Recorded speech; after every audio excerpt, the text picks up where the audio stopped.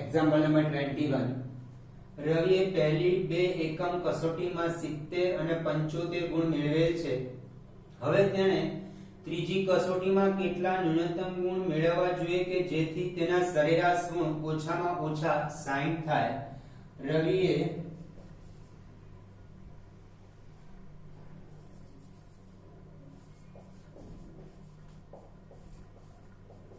પહેલી બે એકમ કસોટીમાં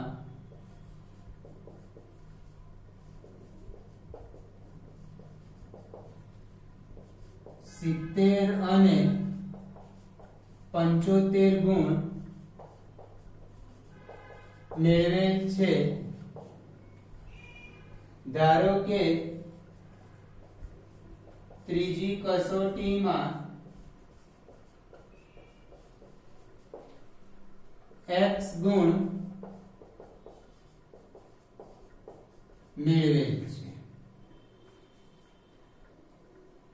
ત્રીજી કસોટીમાં કેટલા ન્યૂનતમ ગુણ મેળવવા જોઈએ કે જેથી તેના સરેરાશ ગુણ ઓછામાં ઓછા 60 થાય.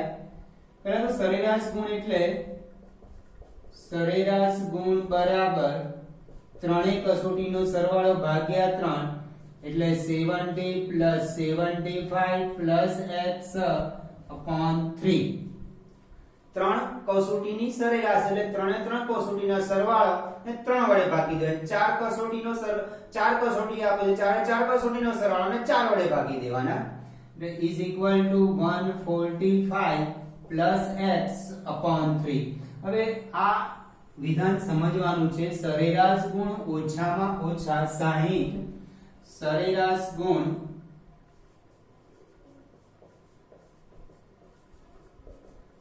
ઓછામાં ઓછા 60, ઓછામાં ઓછા 60 એટલે 60 કે 60 થી વધારે. આ ધ્યાન રાખજો, ઓછામાં ઓછા 60 એટલે કે 60 કે 60 થી વધારે. 60 કે 60 થી વધારે સરેરાશ ગુણ. therefore સરેરાશ ગુણ greater than or equal to 60. ઓછામાં ઓછા 60 એટલે 60 કે 60 થી વધારે થાય. અહીંયા ગ્રેટર ધેન કેમ લખ્યું ને લેસ ધેન કેમ ના લખ્યું? આનો અર્થ જ એવો થાય ઓછામાં ઓછા 60 એટલે 60 કે 60 થી વધારે. 60 થી વધારે બનાવવા માટે ગ્રેટર ધેન રાખવું પડે. 60 કે ઇક્વલ તો અહીંયા રાખ્યું છે, 60 કે તેથી વધારે એટલે ગ્રેટર ધેન કરવાનું. આ ખાસ ધ્યાન રાખજો. સરેરાશ ગુણ કેટલા છે? 145 + x upon 3 greater than or equal to 60. 145 + x greater than or equal to 180. 3 ને આ બાજુ ગુણી કાઢ્યા, 145 આ બાજુ લઈ જઈએ. therefore x greater than or equal to 180. 180 minus 145, x greater than or equal to 35. x એ 35 કે એના કરતા વધારે છે. એટલે ન્યૂનતમ આપણને પ્રશ્ન પૂછે ત્રીજી કસોટીમાં કેટલા ન્યૂનતમ ગુણ મેળવવા જોઈએ. therefore ન્યૂનતમ ગુણ 35 મેળવવા જોઈએ. 35 થી વધારે મેળવે એનો વાંધો નથી, પણ ન્યૂનતમ ગુણનો પ્રશ્ન છે આપણને. એનો x greater than or equal to 35 એનો અર્થ થાય 35 કે એના કરતા મોટા. પણ ન્યૂનતમ સૌથી ઓછા ગુણ કેટલા છે? 35 ગુણ એને મેળવવા જોઈએ. ખાસ આ સમજવાનું છે. અહીંયા સરેરાશ ગુણ greater than or equal to 60 કેમ લખ્યા? આ ઓછામાં ઓછા 60 નો અર્થ એવો થાય 60 કે 60 થી વધારે એટલે 60 થી મોટા. એટલે અહીંયા 60 થી મોટા એટલે ગ્રેટર ધેન બનાવ્યું. અહીંયા આગળ કોણ 60 થી મોટા છે? તો સરેરાશ ગુણ એ 60 કે 60 થી મોટા છે. સરેરાશ ગુણ greater than or equal to 60. આ બનાવતા તમને આવડવું જોઈએ. બાકી તો તમે ઉકેલતા તો આગળ એક્ઝામ્પલમાં શીખી જ ગયા છે, એ પ્રમાણે જ આપણે ઉકેલ્યું છે. અહીંયા x greater than or equal to 35 એટલે ગુણ 35 ઇક્વલ આપે છે 35 અથવા એના કરતા વધારે. એટલે ન્યૂનતમ ગુણ કેટલા હશે? 35 હશે.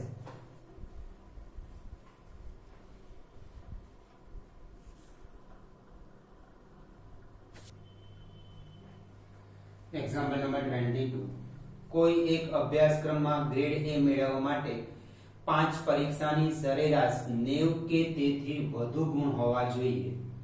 દરેકના 100 ગુણ હોય તેવી પરીક્ષા. જો સુનીતાના પ્રથમ 4 પરીક્ષાના ગુણ 87, 92, 94 અને 95 હોય તો તેને અભ્યાસક્રમમાં એ ગ્રેડ મળે. એ માટે તેણે 5મી પરીક્ષામાં ન્યૂનતમ કેટલા ગુણ મેળવવા જોઈએ? સુનીતાના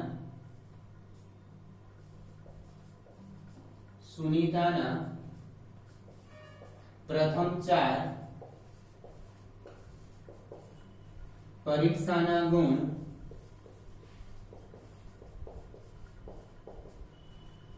87, 92, 94 અને 95 છે. ધારો કે 5મી પરીક્ષાના ગુણ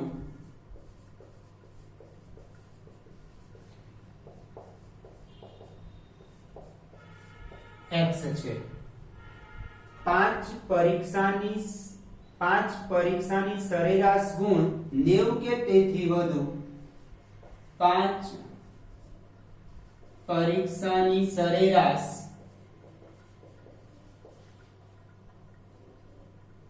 90 કે તેથી વધુ. તો આના પરથી સુરેખ અસમતા કેવી રીતે બનશે એ સમજી લો. સરેરાશ એટલે ખબર છે 5 ગુણનો સરવાળો ભાગ્યા 5. therefore 87 plus 92 plus 94 plus 95 plus x. આ 4 પરીક્ષાના ગુણ, 5મા પરીક્ષાના ગુણ x છે upon 5. 90 કે તેથી વધુ equal to એટલે 90 થાય. 90 કે તેથી વધુ, 90 કરતા વધુ એટલે આ ભાગ મોટા રાખવાના, એટલે ગ્રેટર ધેન કર્યું. આ ખાસ સમજવાનું. જે રીતના આપણે સમીકરણ બનાવતા હતા કૂટ પ્રશ્ન ટાઈપ, અહીંયા કૂટ પ્રશ્ન જ આપ્યો છે પણ સુરેખ અસમતાના સ્વરૂપમાં કૂટ પ્રશ્ન આપ્યા છે. એટલે ગ્રેટર ધેન લગાવો કે લેસ ધેન લગાવો, આ સ્ટેટમેન્ટ આપ્યું છે, વિધાન આપ્યું છે, એના પરથી તમને ખબર પડી જશે કે સરેરાશ 90 કે તેથી વધુ છે. 90 છે એટલે ઇક્વલ આવ્યું, 90 થી વધારે એટલે 90 થી મોટા એટલે ગ્રેટર ધેન કર્યું. આ સરવાળો 368 plus x greater than or equal to 5 આમ ગુણી કાઢીએ 450. therefore x greater than or equal to 450 minus 368. therefore x greater than or equal to 82. therefore 5મી પરીક્ષામાં ન્યૂનતમ ગુણ, 5મી પરીક્ષામાં ન્યૂનતમ ગુણ 82 મેળવવા જોઈએ.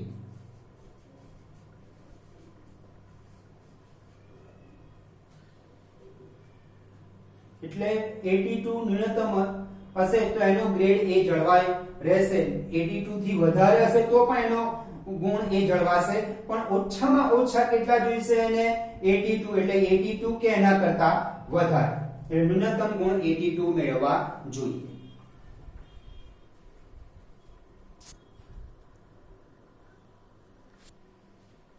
એક્ઝામ્પલ નંબર 23 બે પૈકી પ્રત્યેક 10 થી નાનો હોય અને જેમનો સરવાળો 11 થી વધુ હોય તેવા બે ક્રમિક અયુગ્મ ધન પૂર્ણાંકોની જોડ મેળવો.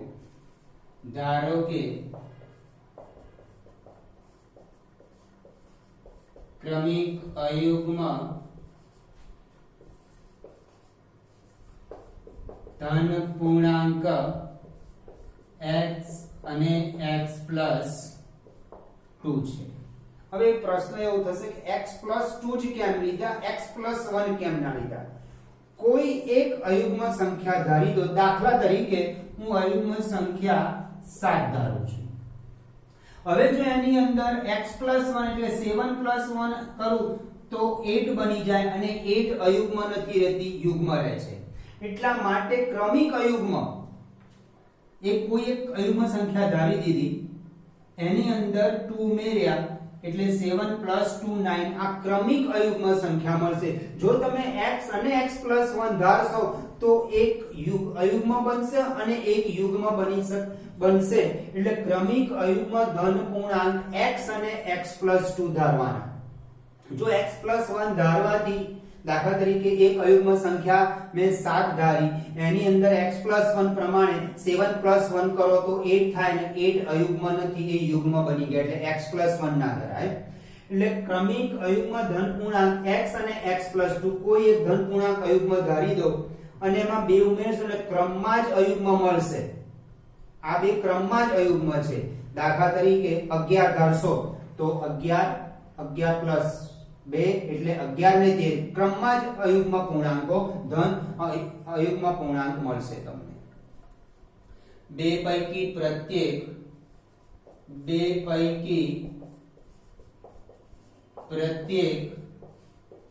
10 થી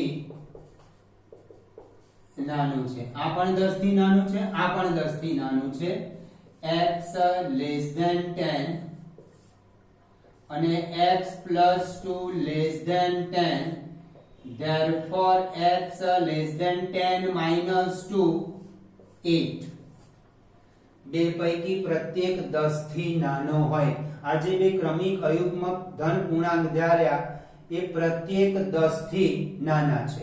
એટલે આ પણ 10 થી નાના, x પણ અને x + 2 પણ 10 થી નાના, એટલે x + 2 < 10. therefore x < 8. અને જેમનો સરવાળો, જે આપણે ક્રમિક અયુગ્મ સંખ્યા ધારી એમનો સરવાળો x અને x + 2 નો સરવાળો 11 થી વધુ. એટલે x બે પૈકી પ્રત્યેક 10 થી નાના, જે આપણે ક્રમિક અયુગ્મ ધન પૂર્ણાંક ધાર્યા એ પ્રત્યેક 10 થી નાના છે. અને જેમનો સરવાળો કે જે ક્રમિક ધન પૂર્ણાંક x અને x + 2 છે એમનો સરવાળો 11 થી વધુ છે. therefore x + x + 2 < 11. સરવાળો 11 થી વધુ, એટલે સરવાળા બાજુ મોટું રાખવાનું, 11 થી વધુ થઈ ગયું. 2x + 2 < 11. 2x < 11 - 2. 2x < 9. x < 9/2. therefore x < 4.5. therefore 4.5 < x. મેં આ ઉલટાઈ દીધું, લેસ ધેન બની ગયું. હવે 1 2 ને 3 પરથી 4.5 નંબર 1 2 અને 3 પરથી 4.5 < x. 4.5 < x < 10 આવું થશે. 4.5 < x < 10 અને બીજી શક્યતા 4.5 < x < 8. હવે 4.5 અને 10 ની વચ્ચે x એટલે x સુધી કાઢી આપણે. x અયુગ્મ ધન પૂર્ણાંક છે. 4.5 અને 10 ની વચ્ચે અયુગ્મ સંખ્યા 5 7 અને 9 આવે અને એના પરથી x + 2 બનશે 5 + 2 7 7 + 2 9 9 + 2 11. હવે ધ્યાનથી રકમ જોઈએ ફરીથી. બે પૈકી પ્રત્યેક 10 થી નાનો હોય એટલે x અને x + 2 પ્રત્યેક 10 થી નાના હોવા જોઈએ. અહીંયા આગળ x + 2 10 થી મોટા થઈ જાય છે એટલે આ વિકલ્પ અશક્ય થઈ જશે.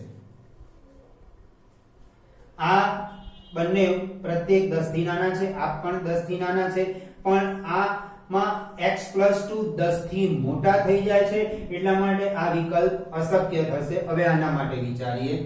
x 4.5 અને 8 વચ્ચે આપણે શું શોધવાના છે? બે ક્રમિક અયુગ્મ ધન પૂર્ણાંકોની જોડી શોધવાની છે. આ બે જોડી 5 અને 7, 7 અને 9, 9 અને 11, પણ એવી જોડી શોધવાની કે બંને 10 થી પ્રત્યેક 10 થી નાના હોવા જોઈએ. આમાં નાના આ છે પણ આ 10 થી નાના નથી, આ 10 થી મોટા થઈ જાય છે, એટલે આ ભાગ 4.5 x 10 અશક્ય થઈ જાય છે. હવે 4.5 અને 8 ની વચ્ચે અયુગ્મ સંખ્યા આવશે 5 ને 7. આ બે જ અયુગ્મ સંખ્યા આવશે 4.5 અને 8 ની વચ્ચે. હવે એની ક્રમિક અયુગ્મ x + 2, 5 + 2 7, 7 + 2 9. અહીંયા જોડી બની 5 અને 7 ની જોડી, 7 અને 9 ની જોડી બની. આ બંને 10 થી નાના છે અને સાથે સાથે આ બંનેનો સરવાળો 11 થી વધુ છે. આનો સરવાળો 12 થાય છે, આનો સરવાળો 16 થાય છે. સરવાળામાં તો વાંધો નથી આવતો, સરવાળો બંનેમાં 11 થી વધુ થાય છે, પણ આ શરત અહીંયા ફેલ થઈ જાય છે કે બંને જે જોડી લઈએ આપણે, જોડીમાં પ્રત્યેક 10 થી નાનો હોવો જોઈએ. આ 10 થી નાનો નથી, એટલે આ વિકલ્પ અશક્ય થઈ જાય છે. therefore ક્રમિક અયુગ્મ ધન પૂર્ણાંકની ક્રમિક અયુગ્મ ધન પૂર્ણાંકની જોડ 5 અને 7, 7 અને 9, આ જોડી આ બંને શરતોનું પાલન કરે છે. બંને 10 થી નાના છે અને બંનેનો સરવાળો 11 થી વધુ, 5 + 7 12, 7 + 9 16, 11 થી વધુ છે. ઓકે, હવે આપણને એક પ્રશ્ન અહીંયા હતો કે x + 1 કેમ, x અને ક્રમિક માટે x અને x + 1 કેમ ના ધાર્યા? મેં તમને ઉદાહરણ લઈને સમજાવી લીધું. જો તમે x અને x + 1 ધારશો તો એક અયુગ્મ, એક ધન અયુગ્મ પૂર્ણાંક ધારી દો. દાખલા તરીકે 7, એમાં એક ઉમેરી દો તો 7 + 1 8 થશે, એટલે એક અયુગ્મ થઈ જશે, એક યુગ્મ થઈ ગઈ. એ ના ચાલે. એટલા માટે આપણે ક્રમિક અયુગ્મ ધન પૂર્ણાંક માટે x અને x + 2 ધાર્યા. પ્રત્યેક 10 થી નાના છે, એટલે x અને x + 2 10 થી નાના છે. એમનો સરવાળો 11 થી વધુ છે, એટલે આ બંનેનો સરવાળો 11 થી વધુ, એટલે ગ્રેટર ધેન 1 કર્યા, 11 થી મોટા, અને x શોધી કાઢ્યા. x > 4.5, 4.5 x. આ 1 2 ને 3 પરથી આપણે 4.5 x 10 અને 4.5 x 8 થયું. આ બંને વિકલ્પ વિચાર્યા. આ અશક્ય એટલા માટે બને છે કે આપણને એવું કીધું પ્રત્યેક 10 થી નાના હોવા જોઈએ. જે આપણે જોડી બનાવીએ છીએ, જોડીની અંદર બંને 10 થી નાના હોવા જોઈએ. અહીંયા 9 અને 11 આવે છે, એટલે આ વિકલ્પ અશક્ય થઈ જાય છે.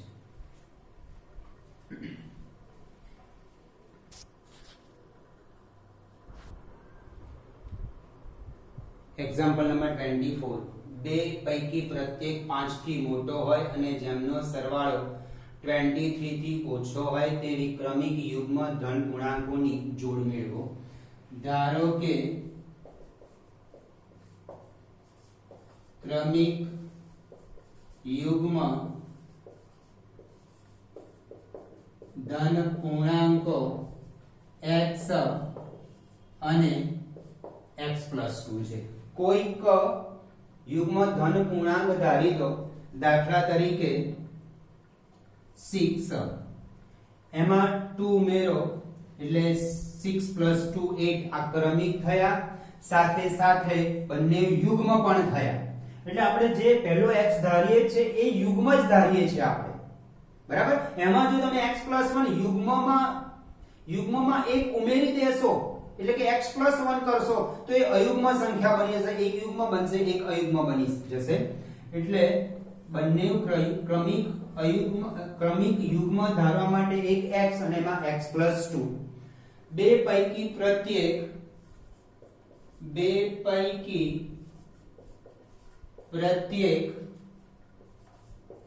5 થી મોટો છે. that means x greater than 5 અને x + 2 greater than 5, therefore x greater than 5 minus 2 3. બે પૈકી પ્રત્યેક 5 થી મોટો હોય અને જેમનો સરવાળો એટલે કે x અને x + 2 નો સરવાળો 23 થી ઓછો, x અને x + 2 નો સરવાળો 23 થી ઓછો હોય, therefore x plus x plus 2 less than 23, 2x less than 23 minus 2, 2x less than 21, x less than 21 upon 2, x less than 10.5. આ થયું નંબર 3. આ લેસ ધેન માં છે, પરિણામ 1 અને 2 ગ્રેટર ધેન માં છે, આ લેસ ધેન માં છે. આ બધા જ પરિણામને એક જ અસમતામાં ફેરવી દઉં, આને પણ લેસ ધેન માં, આને પણ લેસ ધેન માં. અને લેસ ધેન માં નહીં ફેરવો તો પણ ચાલશે, એક પરથી આવું થશે 5 લેસ ધેન x અને x કરતા મોટા 10.5 આવું થાય.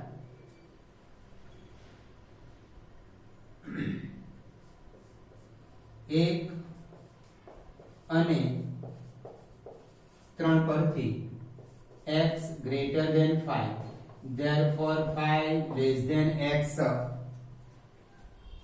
અને આપ્યું છે x less than 10.5, એટલે આવું કહેવાય 5 less than x અને x less than 10.5. હવે 5 less than x less than 10.5 એટલે 5 અને 10.5 વચ્ચેની x શું છે?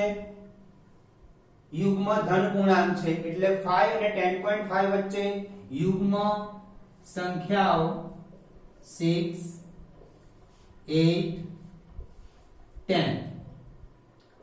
x plus 2 થશે 6 plus 2 8, 8 plus 2 10, 10 plus 2 12. પ્રત્યેક 5 થી મોટા, બંને 5 થી મોટા છે અને જેમનો સરવાળો 23 થી ઓછો, આનો સરવાળો 23 થી ઓછો થાય છે, આનો સરવાળો પણ 23 થી ઓછો, આનો પણ સરવાળો 23 થી ઓછો, એટલે આ શક્યતા થઈ. હવે 2 અને 3 પરથી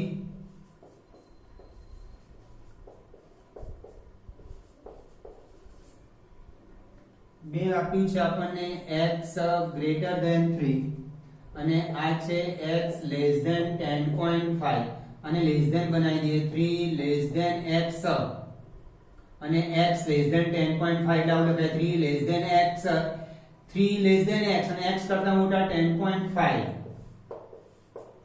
એટલે x 3 અને 10.5 વચ્ચે આવે છે. therefore 3 અને 10.5 વચ્ચેની યુગ્મ પૂર્ણાંકો x is equal to 4, 6, 8 અને 10 અને એના પરથી x plus 2 બનશે 6, 4 plus 2 6, 6 plus 2 8, 8 plus 2 10, 10 plus 2 12.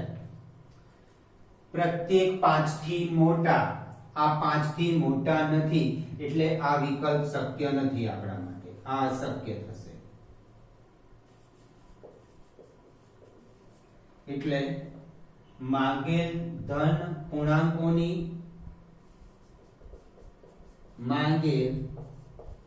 ક્રમિક ધન પૂર્ણાંકોની જોડ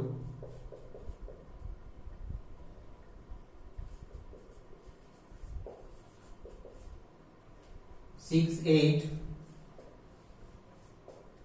8, 10, 10, 12. અમાય પણ જો આ શક્ય થાય છે, આટલો ભાગ શક્ય થાય 6, 8, 8, 10, 10, 12 બરાબર. એટલે આ ભાગ આપણે આખો બંનેમાં કોમન તો આ આવે 6, 8, 8, 10, 10, 12. આગળના એક્ઝામ્પલમાં પણ આવું જ હતું.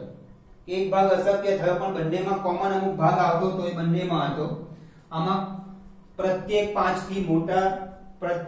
થી મોટા છે અને જેમનો સરવાળો 23 થી ઓછો, આનો સરવાળો કરશો તો પણ 23, આ બંનેનો સરવાળો 23 થી ઓછો, આ બંનેનો સરવાળો પણ 23 થી ઓછો છે. પણ આમાં 4 જે આવે છે એ 5 થી મોટા નથી એટલે આટલો ભાગ અશક્ય. 6 8 10 8 10 12 6 8 8 10 10 12